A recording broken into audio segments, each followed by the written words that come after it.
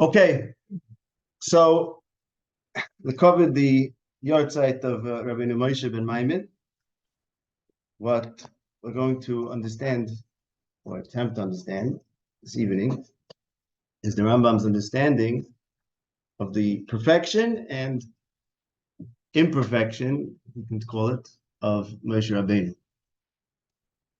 So the Rambam, there's Maimonides here, and you're welcome to avail yourself of them. The Rambam in the Shemona Perakim, in Perak Daled, the Shemona Perakim, begins with this rule that the good actions, good activities of human beings are the ones that are balanced. Balanced, equidistant from the two extremes. Rambam is marich about this as well. So the good kind of actions for a person to do are the actions that are balanced and equidistant from extreme kinds of activities, extreme kind of actions. And this kind of balanced actions comes from balanced characteristics of the soul. So, for example, in terms of, say, desire, a person could have a characteristic of having great taiva, being consumed by desire, or he can have the characteristic of having no taiva, completely apathetic to desire and unresponsive to desire. And a person could act in ways that are consistent with one extreme or the other. The correct kind of action is the action that's equidistant from the extremes, and that comes from a tchunas hanefesh, characteristic of the soul, which is equidistant from the two extremes. It's actions and there's tchunas, and there's a cycle, because your actions come from your tchunas, but your actions also affect your characteristics. And by doing actions, that's how a person changes his own character. And this is a very important, so that's where Rambam begins. Hapulas ashehem toives, hem hapulas hashavos, hamemutzot ben shnei ktzavos, shnehem ra, ha'echad mehem yitor, va'echad chisur, etc. Now, this idea that this rule of the derech ha'emtzos, that a person has to seek to engage in kind of balanced behavior in life and balanced faculties of the soul, balanced tchunis, balanced characteristics, this rule is extremely important to the Rambam. The Rambam says that this is the nature, the quality of the Torah, is that the Torah encourages us to live a life, a balanced life. The reason why the Torah is called Chukim u'Mishpatim Tzadikim, and this is the second Maimonides on the page. It's here. The Morivuchim Chelik Beis Perak Lamed Tes. Rambam says that the Torah is called Chukim u'Mishpatim Tzadikim because Tzadikim, according to Rambam, means balanced. The word Tzedek means properly balanced, and the Torah is called Chukim u'Mishpatim Tzadikim, and that's why Rambam says the Morivuchim. It's called Torah Hashem Tamima. Why is it called Tamima? In what sense is it whole? It's wholesome. It's wholesome and complete. Because the Torah encourages to a wholesome and balanced kind of behavior. Thank you. So this idea that the Torah encourages a person and trains a person to the kinds of actions which are equidistant from extremes, and therefore a balanced kind of behavior. This is the key tchuna, the key nature and characteristic of the Torah that makes it tamima, makes it wholesome. And furthermore, the Rambam says in the Meirah that the Torah is called elokis, the Torah is called divine because of this tchuna. The reason why we call the Torah divine is because it has this nature of encouraging a person to balance. And balance means, when a person lives a balanced life, that means he's living in a way that's consistent with all of nature, all of Masei Elohim, all of Hashem's world, of Hashem's universe. And therefore, the Torah that encourages us to live in a way that's consistent with nature, which is Masei Elohim, Hashem is the Baruch, Hashem created all of nature. So the Torah that trains us to live in a way that's consistent with nature, in a balanced way, that's Elokis. Ram says as well in Perak Daled, this is where my welcome there. The Rambam says, "Zos haTorah hashlema hamashlema zayson, k'moshe heid ala yod yifres Hashem tamima." The Torah perfects us, makes us wholesome. Yeah. And the Torah is called Tamima because it makes us wholesome.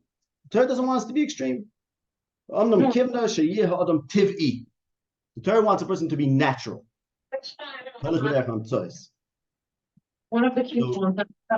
Acting in a balance. So please mute those who are on the Zoom. Please make sure to mute your computers. Those who act in a derech hamtzois are living consistent with nature, because nature is balanced. The world is balanced, and if you take on any certain characteristic in the extreme, then you're deviating from what's natural. The Torah wants to make us, Tamima makes us wholesome, makes us live in a way that's consistent with nature. This is Rambam's rule, which is very, very chav to Rambam, very important to Rambam. You sort of call it. Then the Rambam says the following. This is the next Maimokim. Weiter in Perakim Dal. So after in Perakim Dal, the Rambam explains all the various extremes that a person has to avoid. So the Rambam says, so now we see that a person has to look for the Pulos Tzoyos. From everything we learned in this parak, we learned that a person has to seek to do the kind of balanced kind of activities. And the Rambam says that a person should always be on the lookout for when his behavior deviates from the mean. A person should look for that. And he should be constantly making a cheshbon to be certain that his activity, the way he acts, doesn't get off center. And if it does, he should do what it takes to bring himself back to the derech hamtzois. Furthermore, says the Rambam, besides the fact that a person has to be on the lookout for occasional deviations that happen through his actions that make him be a certain way, and now he has to fix them. Furthermore, says the Rambam, a person should look for his own nature and find the midas rois that he has essentially. In other words, besides the things that you could shift through life, a person also naturally has certain chesronis.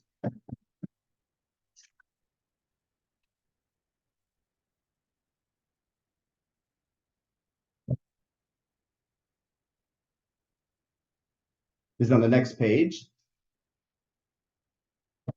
V'im yoda, kein ha'adam hashalem, the third line on the Maimonides. Royal sheyivakim midos of tamid. The person should always be examining his midas and weighing his actions, and daily looking at chudus nafshay to see that he's not going off to one of the extremes. V'kein yasem l'neget einov hamida apkus hashalem. A person should also look for his own natural midah prusa that he has by his own nature. So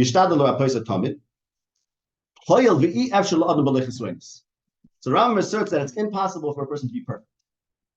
Rambam says, it's impossible for a person not to have chesronis. So everyone has his chesron, and he has to look for it and fix it. Then Rambam continues in his sense to support the fact that he just said it's impossible for a person not to have chesronis. Lafi, shafilosofim kvar omru. So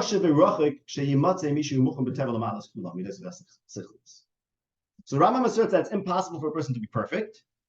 And then he quotes the philosophers who said that it's very difficult and rare for a person to have all the milas, which seems to be a contradiction. Because first the Rambam says it's impossible. Then he quotes the philosophers as saying it's kosher baruch. We'll get to that in a minute. Let's finish this quote, and we'll get to that point. Rambam brings that the Sifrei Nevi'im say this a lot. It's impossible for a person to be perfect. And Shlomo says, there's no such thing. So the Rambam on the one hand quotes the philosophers that say it's kosher v'rachik. Rambam himself starts off by saying, and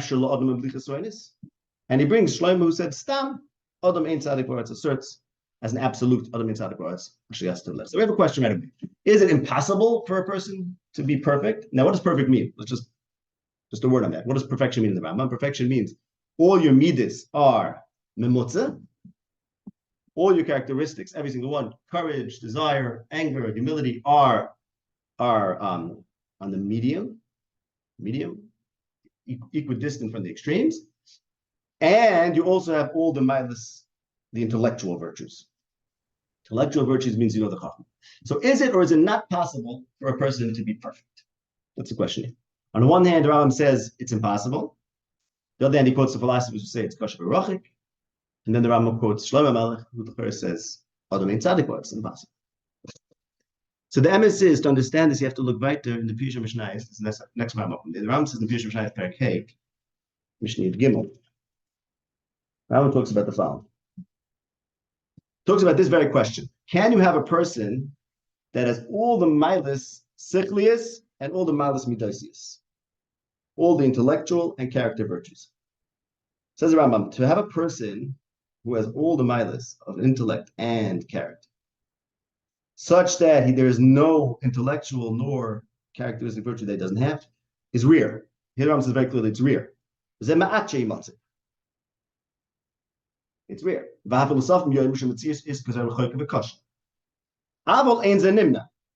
says very clearly, it's not impossible.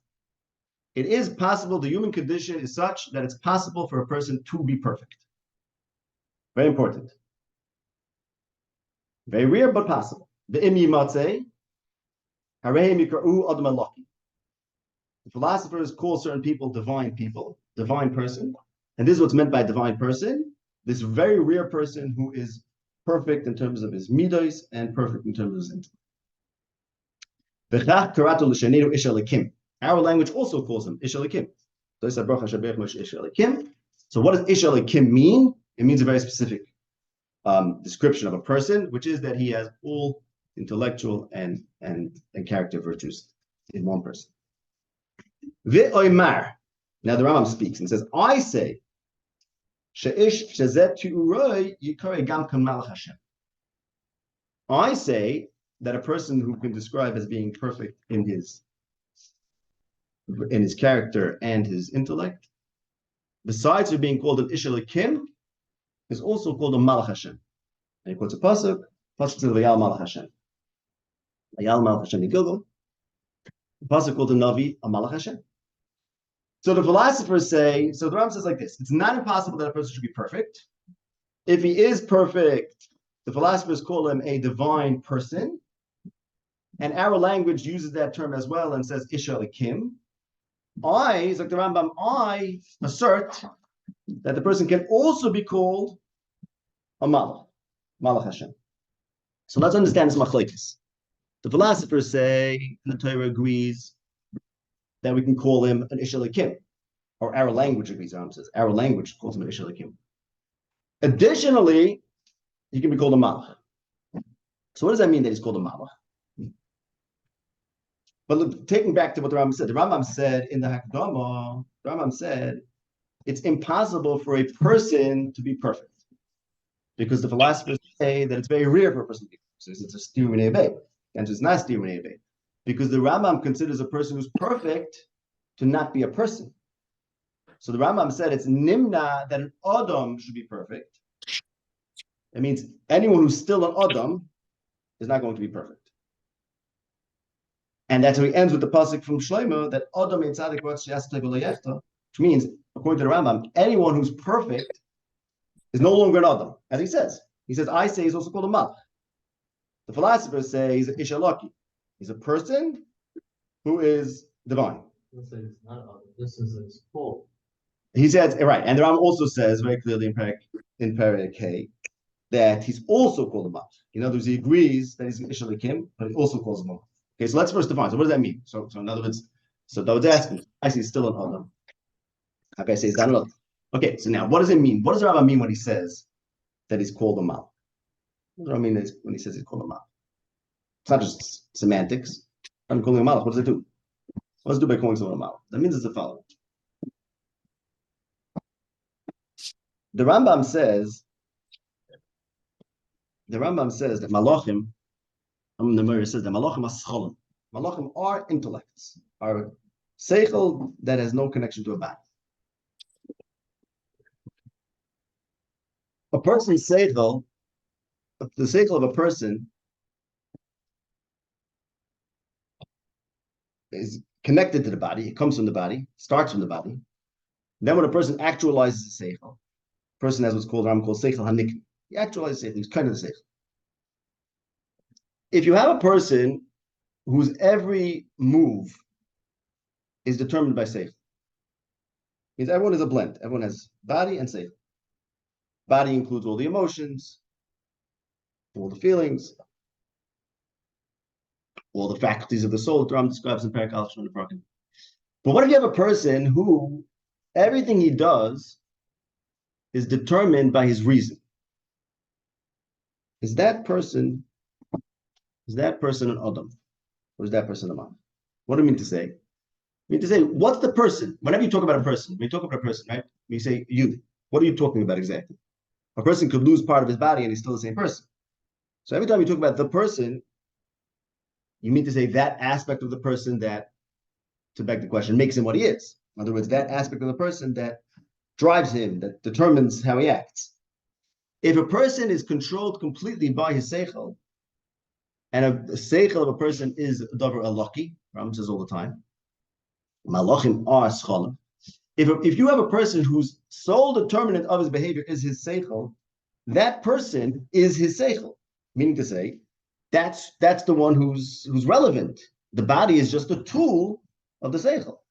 Same way if a person uses another body, for example, a person influences another person, uses his seichel to influence another person. It doesn't make you the other person, because that's you influencing him. So we always have to figure out the core. What's the you? What's the core person? The Rambam saying, he's arguing with the philosophers, and he's saying that if you have a person who is perfect, the only way that can happen is if that person is not controlled by the bodily impulses. So, even that the machloek is between the Rambam and the philosophers would be as follows. The philosophers say you can have a person who is still bodily. What does it mean he's still bodily? He's still motivated by the drives of a body, but he figured out a way to manage his body so well that everything is equal balance and nothing is too extreme. All the various faculties of human beings, all the various kochos hanefesh are working together, and he's a good manager of his body, and now his body runs in a perfect life. But he's still defined by his body. What does it mean he's defined by his body? That's what's making him do what he does. His seichel in and of itself maybe would act the same, maybe wouldn't, but his seichel is not what's determining his life, not determining his behavior. The Rambam who says that I believe that a person who is perfect is also a malach, he's saying is that a person who's perfect, that comes from the fact that he has the ability to do everything completely up his seichel. And therefore, if you want to know who is the person is the mind, the abstract mind, the invisible mind, and his body is just a machine that he's using, like we use all sorts of machines. And therefore, we no longer should define him according to his body. This is what the Rambam holds in perfection. Now, the Rambam makes it very clear that we call him an ishalakim. The Torah also calls him an ishalakim, but he's also a malach. So what was that? What would that mean? Here's what I think that means. I think it means that a person who perfects himself so that he can do everything in that Chalot, which Rambam says comes from the fact that the person has the ability to be controlled completely by his seichel. Such a person can also, he's among people, so he can also do things and using his bodily urges, bodily desires. So he's both. A person like that is both. On the one hand, it's only possible to perfect yourself legami, says the Rambam. Unlike the philosophers. Philosophers say that a human being who doesn't break out of the body and become intellect can be perfect. The Rambam says the only way that can happen, that a person can be perfect, is if he's pure seichel.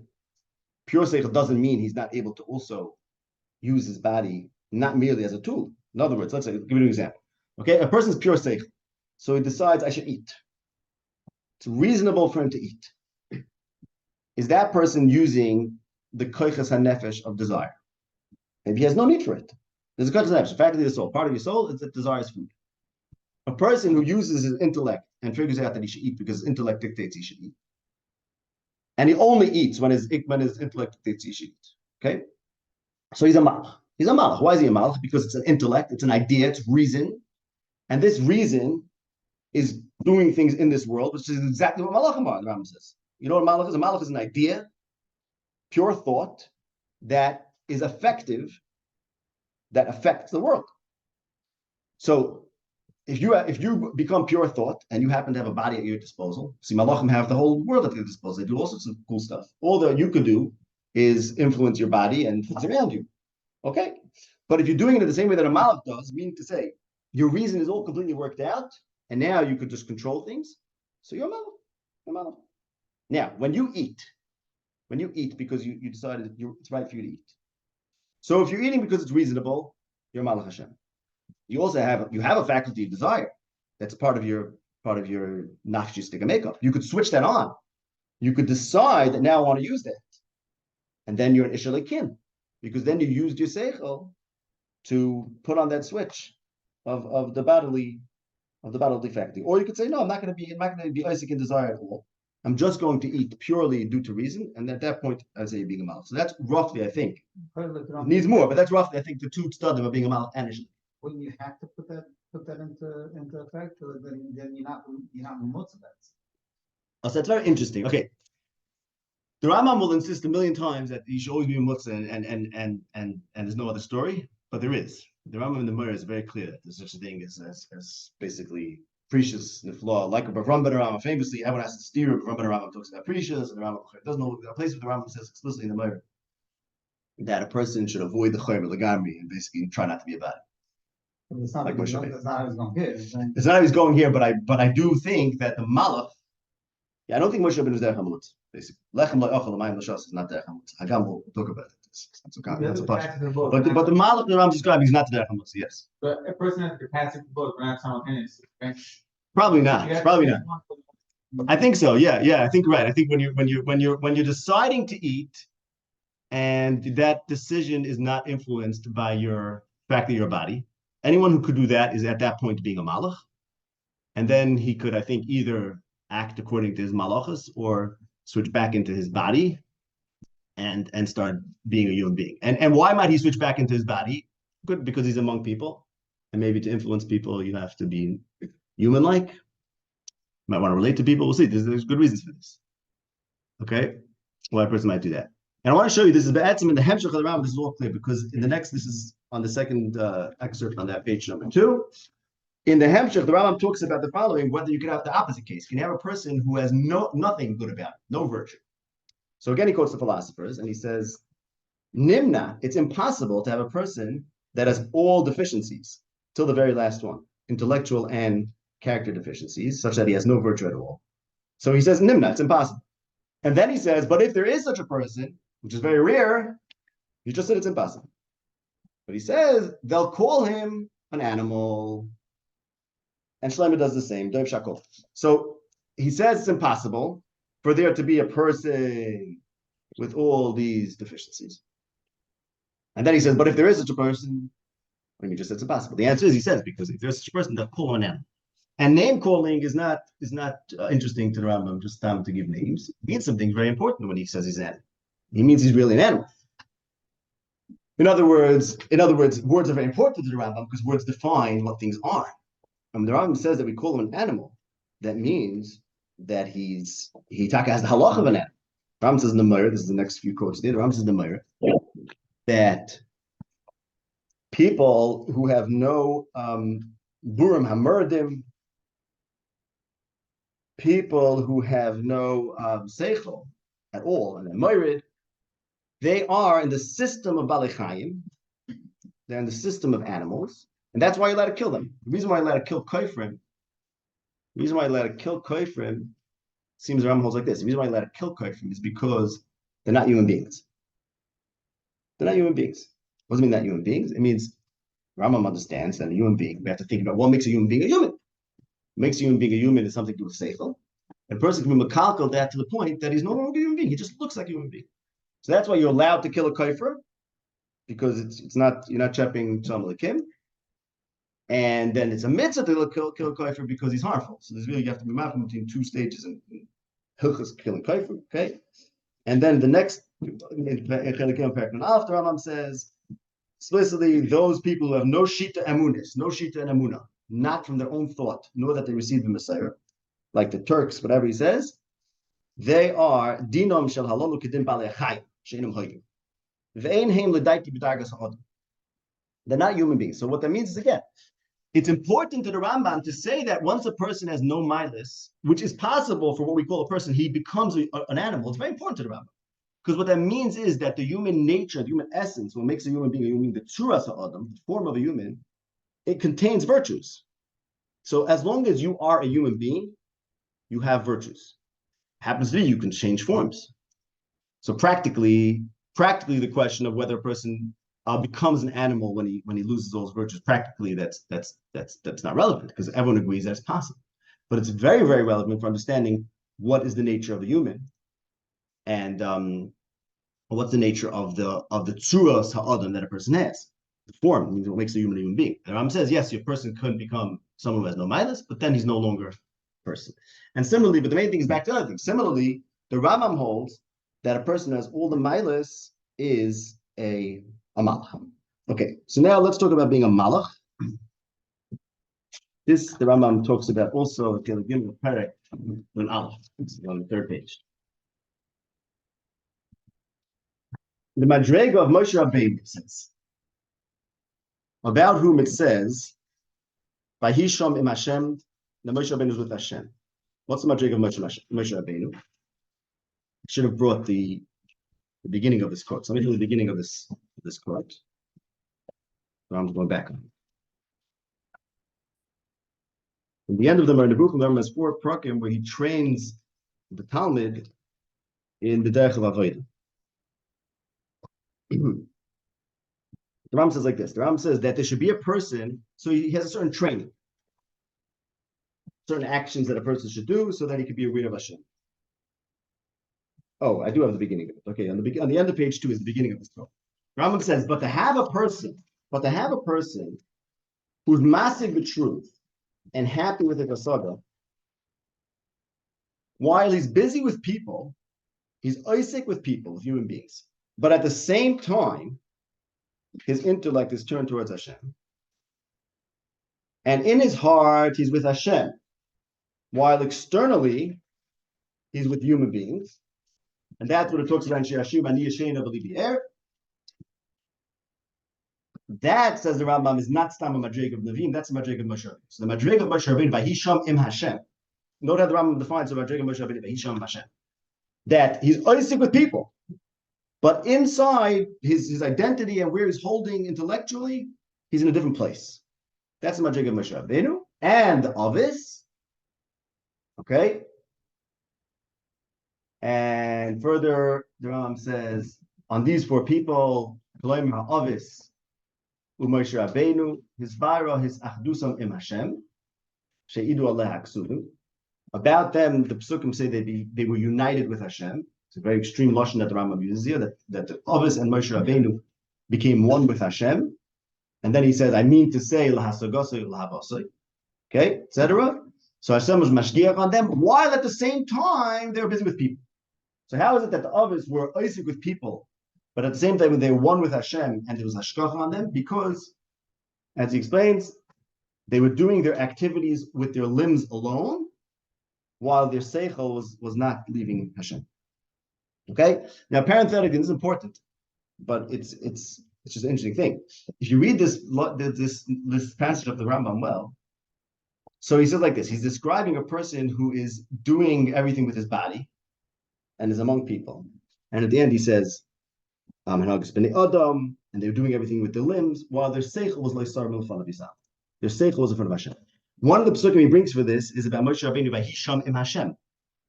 Moshe Rabbeinu was there with Hashem. Lechem loy ochal, umayim loy shasim. And then the Rambam brings in the passage of the fact that there could be people who are doing bodily things, but at the same time, they are in the presence of Hashem. They're not with people, only chitzonius. What it seems to me from the Rambam over here is that he's reading it like this. When the pasuk says that Moshe Rabbeinu didn't eat and Moshe Rabbeinu didn't drink, it means like this. It means Moshe didn't eat because Moshe was misachim with Hashem.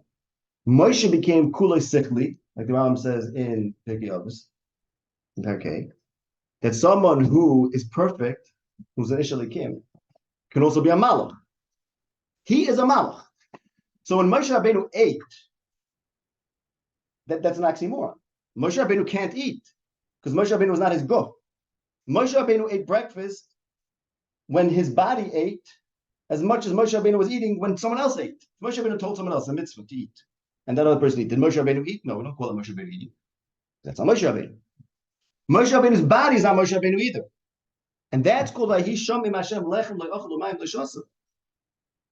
Because he what? No, he didn't eat. His body ate. That's the whole point. That's very important to the Rambam. That the Gavra was not his goal. The Gavra was not his goal. I mean, you stop. It means No, it's like this. If you have someone who's like Ocham, he's Right. still nothing from his goal. And that's the thing. Yeah, but the Rambam is no, but the Rambam is saying the Chiddush. No, but the Rambam is saying the Chiddush is that. Yeah. No, but I can leave my book behind. No, but look, he starts with like this. No, but his whole point is that that's the problem.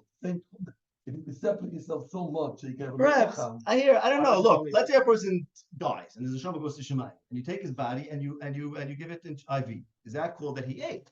No, I'm serious. That's not called he ate. That's what I'm saying. Why was it only those 40 days? For 40 days, Moshe Rabbeinu was on this level. Oh, you mean right? Because he could switch back to the Shalikim and Malach, right? For 40 days, he decided I'm being Malach. I'm not going to be involved with people. And then when Moshe Rabbeinu ate and you ate with him, okay. Avinish Yaakov holds that we shouldn't say such things. Fine, I'm not going to say it. Say it. You got it. I said it. Moving on. Okay. The point. The Baker is the point of view that it's very important to the Rambam that a person can become a Malach. In other words, defining things is very important to the Rambam. And defining a person as a Malach means exactly this. It means his body is not part of his identity. Whether the Rambam means it or not doesn't matter. So therefore, that's what it means is akin Hashem. Akin Hashem. It means a lot. It means so much that the Rambam has to sort of walk it back. He says but it's extreme lashon to say it's akin Hashem. The point is that a person can become identified by his tzad sichli. The seichel, the Rambam says, is the connection between us and Hashem, such that his body is not part of who he is at all. Okay. Of course, Moshe Rabbeinu was this. The Rambam's example in Perakim is Ishalakim, Moshe Rabbeinu. So obviously, Moshe Rabbeinu is the prime example of someone who's perfect. On the pasuk, so from Ben Rambam, who in general, it's a great mocker for understanding the Rambam b'shleimus is to use Rambam's Perushim. And in this case, he actually brings something from his father, from the Rambam. So what does it mean? So he says the word Elohim means Hashem, it means a malach, and it means a judge. So what does it mean in this pasuk? Says Rabbi Allah, God. You can't say it means that Moshe is a god. Looks like I don't have this right. Okay, it's there. Yes, it's like the fifth line there. No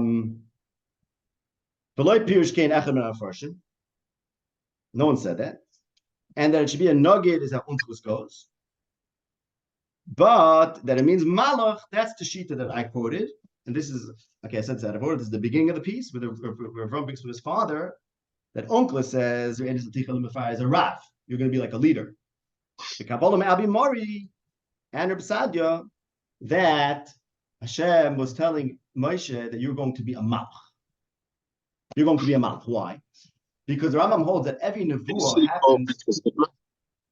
happens through the intermediary of a malach. And except from Nevuas Moshe Rabbeinu, which is directly with Hashem, not through the intermediation of a malach. So therefore, Moshe Rabbeinu is equivalent of a malach, because while a person can only approach Hashem through the mediation of a malach, Moshe Rabbeinu is directly talking to Hashem. Therefore, you're a malach, and Aaron is a navi. Aaron is a navi, because a regular navi is someone that has a malach being mimatzeya between him and Hashem. Moshe Rabbeinu alone is a malach, so therefore Aaron achicha yenaviyah. At that point, it was already like that. What? Right. We said that. Right. Yes. We said that. Right. Then he says, Al pizeh, anyone who heard the Dibur Moshe is b'madregas Nevi'im. Because if Moshe Rabbeinu is not only Aaron, but everyone is madregas Nevi'im. Because if Moshe Rabbeinu is the malach, because he's akin Hashem, whatever, he's seichel gomer, then speaking to him is equivalent to Nevi'im. Okay. Good. So this is what it means that Moshe Rabbeinu is Ishalakim, and Agav here, this lashon that the Rambam says about what? So it's a good question, right? Does it mean anyone that speaks to Moshe? So his lashon is if you hear Dibur Shel Moshe Ushlichusei Aleim B'Shar HaTorah. Because see, Malachim do everything, and yet we're not all Nevi'im because we don't see things as Malachim. You have to recognize the shlichus of something for you.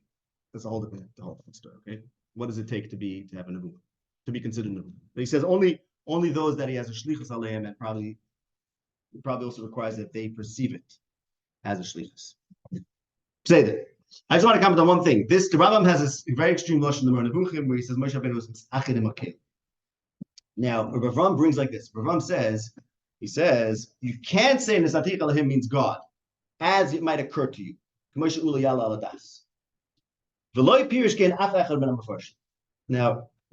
Maimonides did this wonderful work over here. He's not here, is he? Okay. Say that. And did a wonderful work on putting it at the Ram's Purushim. But here, Ladaiti, he made a mistake. He quotes Belezer Fleckels from Trua Me'aho, who says that Nesatich Elohim is Kodesh. Nesatich Elohim Leparet, it's not the halacha. He says Elohim is Kodesh over here. And Rabbi Maimon says, Achrei HaMechilo, Ma'ama'ot Mahani Allah, Sh'tov Zeh Nimna Me'ikrei Ha'amun. Can you say such a thing? Now, it's not true. It's wrong. In fact, the Rambam says Misachar Makil. Now, obviously, Misachar Makil is a big site, and we can't understand what that means. But the Rambam says those words. That Moshe was Misachar Makil. And the Rambam himself alludes to the fact that this is not Nimna, because he says we cannot explain Nesatich Elohim, God, as as you might think. He doesn't say it's not true, because how can you say a person's God? He doesn't say that. He says, which means this is a side, and therefore that's not the pshat, and that's not the pshat pashut, and the halacha is that the Shem is not kodesh, because this is not something that the Torah would say explicitly, even though it might be Allah das, and no one's mefarish it this way. As pshat, it's not that, and then we could leave this. Since we mentioned that expression for the Rambam, again, we don't know what that means. Obviously, Hashem is echad, as the Rambam taught us, and you can't be misachad with Hashem in any literal sense. But the fact is, Rambam uses that expression in Tchilik Yom Perek Aleph about opposite Moshe Rabbeinu misachad Makil, and misachad Makil. It means you could say that they are God. Okay, again, whatever that means.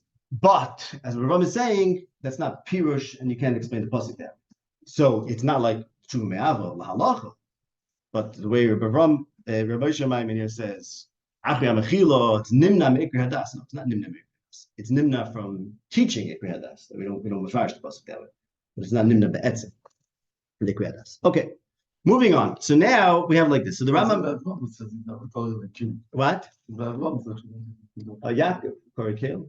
It was Yaakov Korakel from also. One place where Yeah. Right, but Yaakov Chazal say that Hashem called Yaakov Kale. Yeah. So you have that thing. Moshe Aladas might mean the person might take it literally. Right, but then he says, well, Pirush Genachah Mefarshim, which is you don't appeal to authority on something which is clear. Nobody ever said such a thing. No, he didn't say that. He said the Mefarshim, not a flash to us. Okay, listen, I don't know the Arabic over here. You have to really look. No, we don't know that, but you have to look at it and see. I mean, we have the Arabic. You have to look at the Lashon and see what that is. Okay. Can I read again? Rabbi Danziger wants the Olam to know. I'll say, tell me if I'm saying over what needs to be said. Hashem is echad pashut, and it's impossible for Hashem to have parts, and no person can combine with Hashem in any way that we can understand. Right? That's what we want to say. Right? That must be said 100%. Good. I just want to say the Lashon Rambam says that, and it goes along with this idea that Rambam is saying that a person becomes a Baal. Okay? Now, this is what we established so far. Perfect people exist. Well, they don't really exist because they're not people anymore. They are malachim. They can sometimes come back into their bodies, right? I think we explained what that means. That means Moshe's Ishalakim, he can completely be identified by his reason, and he can also dabble in bodiness. I think that's something we can understand. A person his whole sense of self, everything about him could be completely transcendent of his body. And the fact that he has natural desires and inclinations can be irrelevant, and he could completely dictate, just make decisions on his seichel, and he could also sometimes re-engage with being a body, if he so wishes. And it might be good reason to do that, because maybe he's among people. It might be reason to relate to them as human beings, perhaps. We shall see. There might be good reasons to do that. Now, unfortunately, this next Maimonides, which is very critical, was not included in the Maimonides. So this I'm going to read to you from the Shemona Perakim. This is in Perakim. So there's a few Gemaras out. If someone wants to take a look. The Gemara of the Zara. This is Perakim Dalet of Shemona Perakim, the end of the parak. The Rambam in this whole parak teaches us about the idea that a person has to make sure that all his actions are balanced, equidistant from the extremes. And he says it's a very important, extremely important thing. You have to be on the lookout for it. And then he says, I'll read this inside because I don't have the text in front of you. Hashem told him, all these lashonis that Hashem said to Moshe,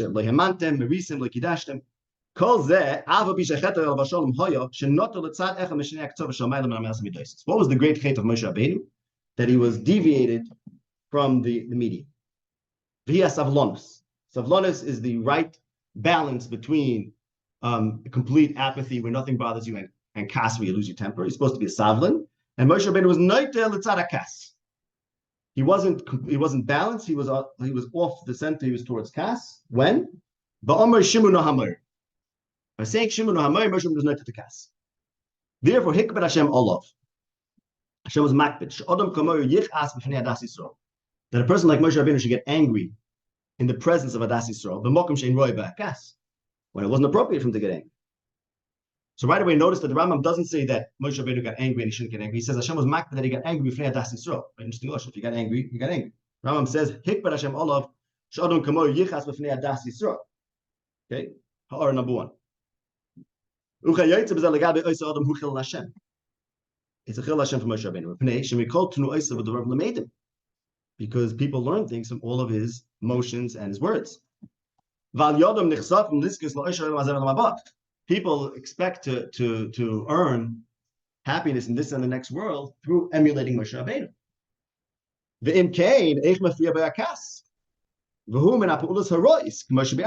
Kas is a bad action. Bad actions only come from bad tchunas and nefesh. So Ram leaves with a question mark that it's a chil Hashem because everyone learns from Moshe Rabbeinu, and people take notes from Moshe Rabbeinu, learn how to live in this world and have a good life and a good olam haba. So how can he get angry if getting angry is a bad action which comes from bad tchunas and nefesh? He doesn't explain exactly what they concluded. He leaves that question. Then he says, why is it called Marisem P? Why is it called Marisem P? Hashem didn't tell him not to get angry. Why is it called Marisem P? That they rebelled against Hashem's word. Who? Moshe Rabbeinu wasn't talking to simple people. He wasn't talking to people that weren't virtuous. He was talking to people, the smallest of their wives, of their women, was like Yechezkel. As Chazal said, anything that Moshe Rabbeinu does, it says him they would examine the kasher when they saw Moshe Rabbeinu get angry. Moshe Rabbeinu is not one of the people that has a bad midah. Unless Moshe Rabbeinu knew that Hashem got angry about us for asking for water, and we got Hashem angry. So the people said like this. They always thought into what Moshe Rabbeinu did, and they said, Moshe Rabbeinu, why is he being kais? Moshe Rabbeinu shouldn't be kais. It must be Hashem got angry at us. But we don't find Hashem get angry at us because Hashem said, so that's why it's called Marisem P, because Moshe Rabbeinu by his actions represented as if Hashem did something which he didn't do, and that's called Marisem P because he's like imputing something to Hashem that Hashem didn't do. And then the Rambam says, and this is a big code word, the Rambam says, off topic. Avol, it's a difficult thing to Torah that many people spoke about, and many people wonder what the chait is. Compare what I said to what they said. So first of all, whenever the Rambam says we're off topic, in the Moreh Nevuchim, that's a big red flag. That means he said something big yisoid and big sight that he doesn't want people who are not holding by it to realize the sight. And those people are going to say, okay, let's get back to the real subject of the top of the parak. The taka they do that. It always happens because the Rambam achieved it very well to hide his sight is. And I don't know if it's true in Perakim, also I suspect it is. But I'm saying I'm off topic over here. It's his way of saying, if you're not supposed to think about this too much, you won't.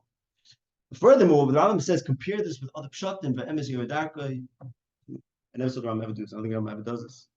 Other pshatim, look at your mind to theirs and the emes yodarkoi. Why is it so important to Rambam? Okay, but let's think about this before we get into the nitty gritty. The Chayr Pashtus, you read the Rambam. The Rambam saying Moshe Rabbeinu was kayas. Moshe Rabbeinu was kayas. The Pashup Pshat. Hashem didn't say that Hashem wasn't angry, and he was kayas. Okay, so he was kayas. But Moshe Rabbeinu is a akin. Moshe Rabbeinu has no chesronos. How could he say Moshe Rabbeinu is kayas? He is the akin. The Rambam says Mefurish Perakim Zayin. Now, just to reorient you, we're page 4. The Rambam Perakim Zayin talks about, the Chazal talk about various nesochim, screens or veils through which Nevi'im behold Hashem. The Rambam says, what are these various veils, screens? These are the imperfections either of their character or of their intellect. And each imperfection that a Navi has is like a barrier between him and Hasagas Hashem. And he says Nevi'im don't have to be perfect. You could have Nevi'im that were imperfect in terms of kas, such as Elisha, and other examples. Since Moshe Rabbeinu knew that he didn't have any mechitza, that he didn't break through, so Rambam says that Moshe Rabbeinu knew that he did not have any deficiencies in character or intellect. Therefore, that's why he sought to know Hashem's essence, to know Hashem in his true essence, since there was nothing barring him from Hashem. And he said, I already know Espoidecha. And Hashem told him that it's impossible for intellect that's connected to a body, i.e., since he's an Adam, and that's why Hashem said to that even though you have no Chisus Amidus, but you're still an Adam, you're still physical, and a physical thing can't perceive Hashem Legami. Now, of course, parenthetically, according to what we said before, first of all, it's a steer. The Rambam says Moshe Rabbeinu was an Adam. What do you mean? Later he says he's not an Adam. He's a Malach. The answer has to be, and I think this is correct, that Moshe Rabbeinu as a Malach, meaning to say, as pure reason that the body is not relevant to him, he was Masik Hashem Legami. He was Masik Hashem Legami. Moshe Rabbeinu was asking to have Hasagas Hashem in a way that he could bring back to the Torah, bring back to Bnei Yisrael, to the humans. That means talk about it in musagim that makes sense to human beings, not musagim that only makes sense to malachim. Moshe Rabbeinu was asking to be Masik Hashem as an Adam, as a perfect Adam, not as the second level that the Rambam holds. The nice of what the philosophers say that you could be an Ishalaki and the Torah agrees with them, says Ishalakim. You could also be a Malach. That's not what Moshe Rabbeinu's request was. That he knows. That he's Sechel Hashem, he knows everything. He was asking that the Ishalakim Shabai, the perfected human being, the perfected matter, should be able to have a Hasagas Alakim, meaning to say, you should be able to translate the Hasagas Alakim that happens by being detached and transcendent from the body. You should be able to translate that into a language that you can then use and relate to as a body, and that's the answer is that's impossible. That's what it says. Okay, but that means Moshe Rabbeinu had no chesronos, and no chesronos. So Moshe Rabbeinu was kayas, and v'oid, and this is the biggest question that I'll just state this briefly because we have to move along over here. From the Moreh Nevuchim, and this I didn't bring the Maimonides for this because it's pretty complex, but from the Moreh Nevuchim it emerges that the perfection of the Torah is mitzvah Torah depends on the perfection of Moshe Rabbeinu. We mentioned earlier that Torah is called Tamima, and Torah is perfect because it's balanced, because it's completely in line with nature. Moshe Rabbeinu was the one who had the perfect hasaga of nature, says the Rambam in Chelik Aleph Perek Dalet. Chol Beisi Neman, who means Moshe Rabbeinu was massing the universe perfectly. And that's because what emerges from the Perakim, because Moshe Rabbeinu had a perfect character, therefore he's able to be completely in tune with the universe, which is perfect, and therefore he's able to be masik the Torah, which has that same perfection that the universe has, and the same perfection that Moshe Rabbeinu. But even that if there's an imperfection in Moshe Rabbeinu's character, then the Torah can't be perfect. Can there a borrow this Yotze from the Perakim? And this credit to Yehuda Kilson, who found Sefer Derech Emunah from Rav Bebago, and that's there in the Maimonides, who says, the last line over there, Im hunach shechata hine imkein lo hoseh terasa shleim. If Moshe Rabbeinu was chayt, then the Torah wasn't perfect. Aber terasa shleim b'li safek imkein hu lo chayt. So it must be that Moshe Rabbeinu was not chayt, because if he was chayt, the Torah wouldn't be perfect. And yet it appears to us, cursory reading from the Rambam, that Moshe Rabbeinu did have a moment of kas. So here's what I want to suggest, and I think there are two levels in what the hate of Moshe Rabbeinu was. Ram says in the Chazdeyas that a person shouldn't get angry, and even in situations where it's appropriate to get angry, such as a partis who wants to be matil emal tzibur. If you have a leader and he has a tzibur, so sometimes he has to scare them. It's necessary. It's a necessary means of frightening people because they shachzu necessary. On the other hand, the person should never get angry. So what should he do, says the Rambam? So the Rambam says,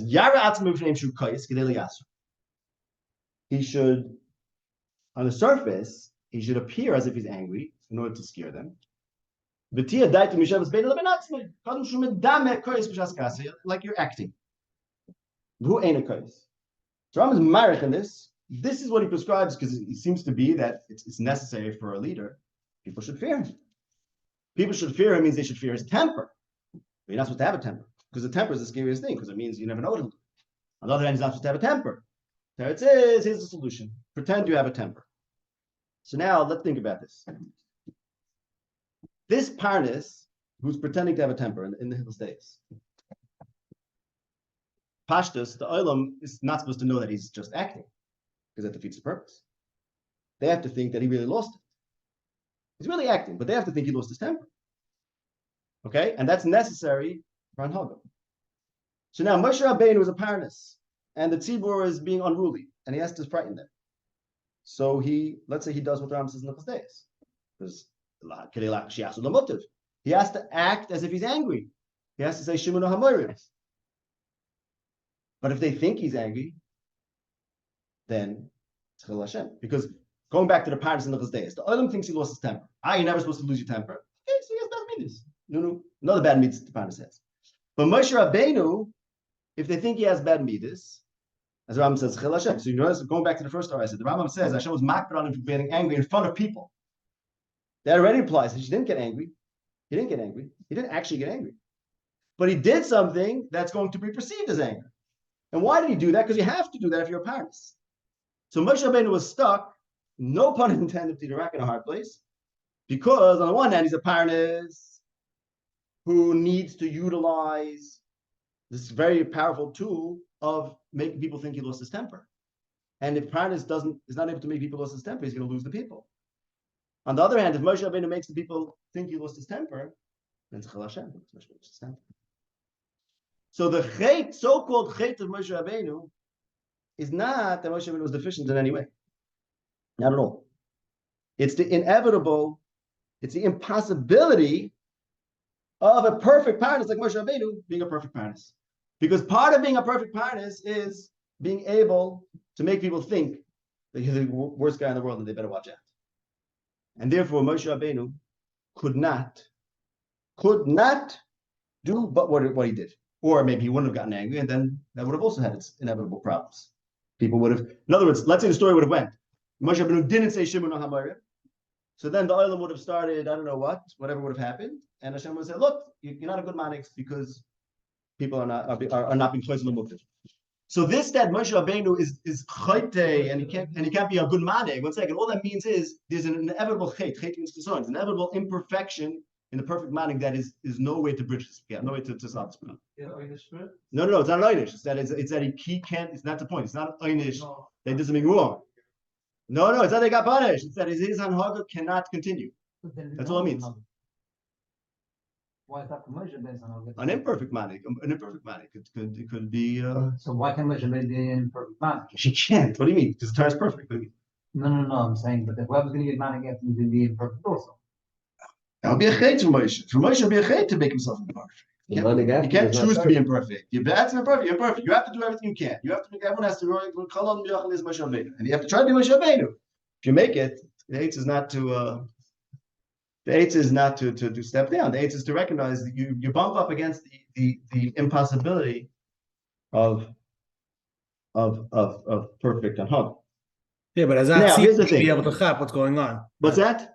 Rambam says that such a tzibur is not a tzibur that needs to chap. Such a paris is has to fake Yeah. the name that you say around such a tzibur. Right. Okay. So now we have to read it close. And again, I apologize that this is not on the Rambam. Okay, this is the key passage. I want to paraphrase it again what the Rambam did. And I'll just say a few horrors. The Rambam says like this: Hashem said to Moshe, "Yan lo hamantim bi," and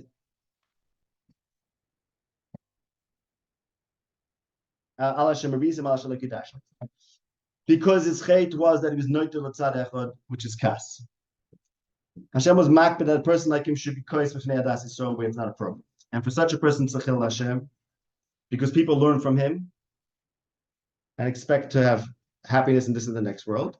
And therefore, how could kas appear in Moshe Rabbeinu? It's a bad midah, it's a bad action, which comes from bad midas. Question mark. The Rambam doesn't say what they conclude. It just says like a question that how could kas be Moshe?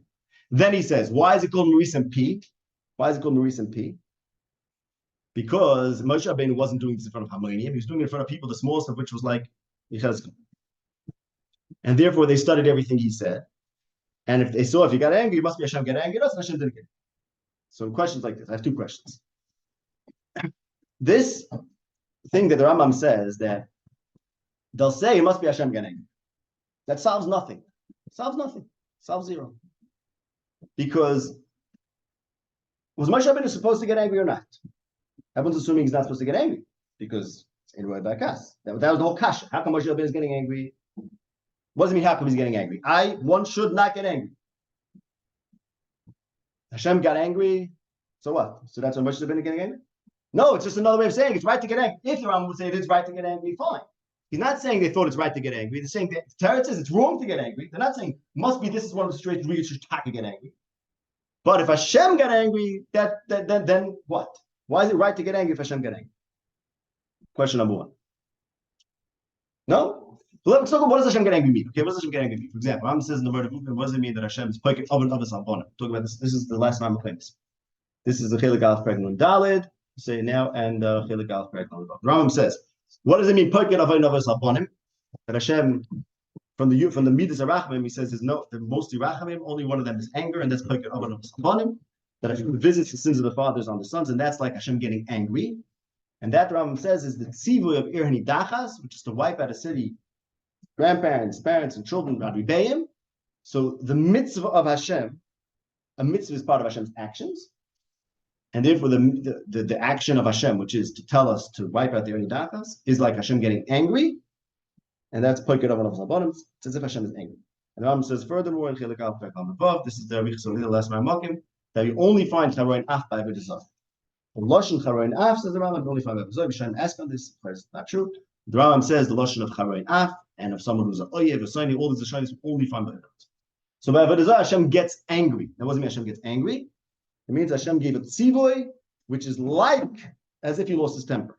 Wipe out the whole city, top to bottom, as if he lost his temper. Okay. So now, if a person's killing Irhani dachas, he's supposed to lose his temper? Maybe he's supposed to. Maybe that's a situation you are supposed to lose your temper. But what is the fact that Hashem?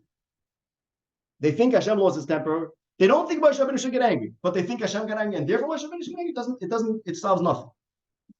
Furthermore, what does the Rambam mean when he says the smallest of them? A few more minutes, then we'll. What does the Rambam mean when he says the smallest of these people was like Yechezkel? The Rambam, obviously we know what Rambam was referencing the Chazal. The Rambam in the Meirah says that Maimonides Har Sinai, Klal Yisrael were not Nevi'im. Weren't quite Nevi'im. Why? Because the Chelik Beis Perek Beis Rambam says that Nevuah is something that a person can only achieve if he's roy for it. It's impossible for someone who's not roy to get it. It's an impossibility. It's like a frog getting Nevuah. It's Rambam says. So what happened to Maimonides Har Sinai? Chelik Beis Perek Gimel. Rambam's masber what happened to Maimonides Har Sinai. It must be what happened. Some level, whatever level it was, whatever happened. So now, what does it mean then that the lowest of them was like Yecheskel? What does it mean? What does it mean? How does he understand the Chazal? So I would like to suggest the following. The Rambam understands that Chazal, that the lowest of Chai was like Yecheskel, based on that word that Bavram brings from his father. That being in the presence of Moshe was akin to Nevuah. So the godless of Moshe Avdoi at Kriyas Yamsuf was the equivalent of a Navi being Maseh Hashem. So for them to see Maseh Moshe was like a Navi seeing Maseh Hashem Derech HaMalach, because Moshe is a Malach. Okay. So Ba'ifin, that the Rambam over here, when he's saying that all these people were like Nevi'im, he's alluding to this idea that when Moshe does something to the people, for them, it's as if Hashem is doing it, because he's the representative of Hashem. He's their intermediary to Hashem. He's the Malach. Okay? Now, here's the part. Hashem pretends to get angry. Ram says the murder. Hashem doesn't get angry. Hashem has no emotions. Hashem pretends to get angry, but, says the Rambam, only by Avodah. This is the quote today. Only by Avodah does Hashem get angry. Why does Hashem only get angry by Avodah? Why dafka over there do we find Chareina? Literally, the reason is as follows. As long as a person is serving Hashem, Hashem doesn't lose his temper. Now again, when we say lose his temper, we meant pretend to lose his temper. Right? But we're supposed to think of it as if Hashem lost his temper. We know that Hashem is not a goat and he has no emotions, but Hashem acts as if he lost his temper. And it's appropriate, it's a situation where it's appropriate for Hashem to ki'ilu lose his temper. But only for Avodah Zarah. Only for Avodah Zarah. Why?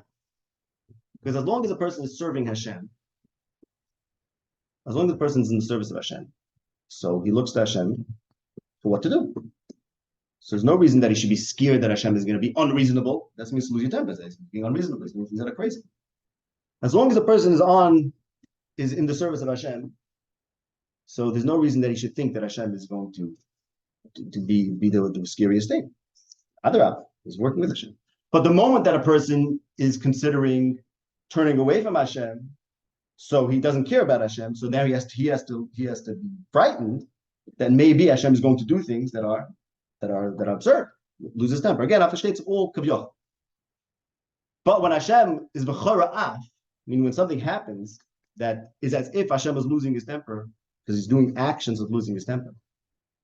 When that happens, it's because it's appropriate for the person to feel exactly as if Hashem would have lost his temper, again, knowing that Hashem has no emotions. Only for Avodah Zarah, nothing else. Moshe Rabbeinu, I submit to you, now we're going to the next deeper level of the Rambam. Moshe Rabbeinu pretended to lose his temper. Okay? Hashem also pretends to lose his temper, doesn't really lose his temper. Hashem has no tools. But when Hashem does actions of losing his temper, it's understood as being appropriate that he would lose his temper if he had a temper. Moshe Rabbeinu, his actions are so serious, they're just as serious as Hashem's actions. So therefore, when Moshe Rabbeinu does something, an action of losing his temper, that's the same thing as when a Navi says, Hashem lost his temper. Now we don't say, no, Hashem doesn't really lose his temper, Hashem doesn't really care, he's just pretending. We say that only out theologically, Hashem has no midas, has no tchunis. But in terms of the idea of losing a temper, which is that things are out of control and the worst thing might happen to you, that's the whole point. If you're a baby of Avodah, you have to believe that Hashem is going to, that all bets are off. You never know what Hashem's going to do. Losing his temper. When Moshe Rabbeinu does something, since Moshe Rabbeinu is a representative of Hashem, so his actions are like the Maseh Hashem, that they are taken so seriously that he has no option of hiding under this ki'ilu, I'm losing my temper, I'm not losing my temper. Because his actions become a chelik of Torah, it's going to say Shemona hamayim, that's going to become a din, and it's something that everyone can learn from.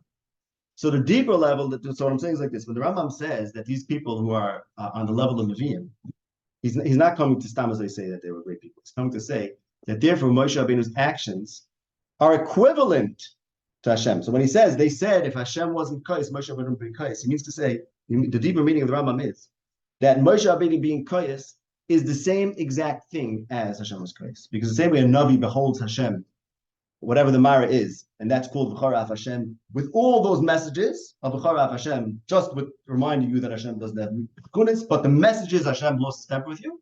So when Moshe Rabbeinu is Chara Af, since being in the presence of Moshe Rabbeinu is like being in the presence of Hashem like a Navi, So Moshe Rabbeinu's charoin af is taken to be a charoin af that is true.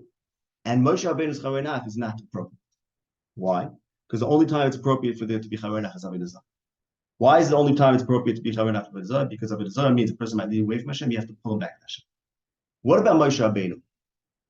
They might leave Moshe Rabbeinu. Why is it appropriate for Moshe Rabbeinu to have charoin af? Because they might leave Moshe Rabbeinu.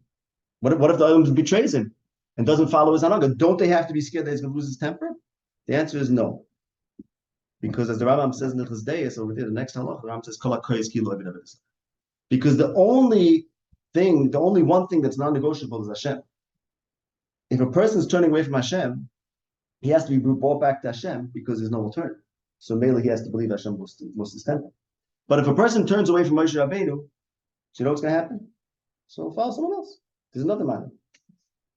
If Moshe Rabbeinu being koyes is koyed avodah zarah because Moshe Rabbeinu is not Hashem. Moshe Rabbeinu is not Hashem, meaning to say he's not echad. So therefore, it doesn't matter that the person turns away from him. So in the oimek, what that means is that the chait of Moshe Rabbeinu just brings us to this point that Moshe Rabbeinu's anhag is dispensable. It's just another way of saying, you know why Moshe Rabbeinu's anhag came to an end? Because Moshe Rabbeinu's anhag could come to an end because there's always Yeshua. Because Moshe Rabbeinu is not a yochid like Hashem is a yochid. And therefore, Moshe Rabbeinu is not supposed to be koyes like Hashem is koyes when he's avodah zarah.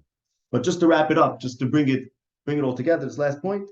So the three shlavim in the Rambam are as follows. And this you see the galus of the Rambam, how he writes things on levels. You see the Rambam, there's no way the Rambam could have written all this for the Hamayim and then expect them to understand what's going on. The Rambam wrote things here in 3 levels. First, you read this and you think Moshe Rabbeinu was koyes. Well, if you read that, you're making a mistake, nishkefach. Then, but the Rambam puts up these flags to tell you there's a side of it. And then the next level is to say Moshe Rabbeinu pretended to be koyes, but the Elohim thought he was koyes. But the truth is, Rambam's not even saying that. The truth, I think the Rambam is saying is that everyone knows Moshe Rabbeinu is doing what it says in the days. But for Moshe Rabbeinu to pretend to be koyes is only appropriate if that kas is appropriate. Moshe Rabbeinu is such a serious person and such a representative of emes that he cannot do charades, because even his charade is considered to reflect the emes legam. So therefore, that's why the Rambam loves this pshat so much, and he says, "Emes you're a dark way," because this pshat is bringing us back to Moshe emes and Torah emes. Daf by day, this pshat you have to know this pshat to protect Moshe Rabbeinu from chait, and recognize that the Torah is emes because Moshe Rabbeinu is emes, and anything happened to Moshe Rabbeinu's deficiency. It's built in the hug of Moshe. It's not anything that was any chesar in Moshe Rabbeinu. Okay, so that's what we learn from here. We learn from here that perfection itself has its imperfections, and that's why I think it's a very appropriate share for the yard site for the next Rabbeinu Moshe. That perfect like Moshe Rabbeinu, it doesn't mean there's things that there's stuff we learned. So Moshe Rabbeinu himself, whatever chesaronis there are muchach. We'll leave it at that. Okay. I'll